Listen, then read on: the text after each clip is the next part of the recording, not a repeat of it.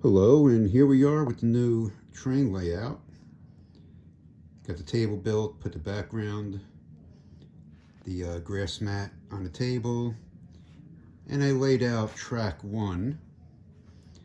I did a little test run applying power. Everything's good, no voltage drops.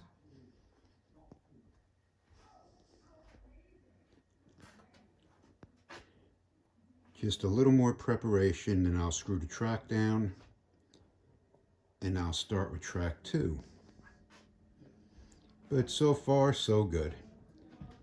I don't have a name for the railroad yet, but I'll be running Pennsylvania Railroad and Seaboard Railroad, Seaboard Airline.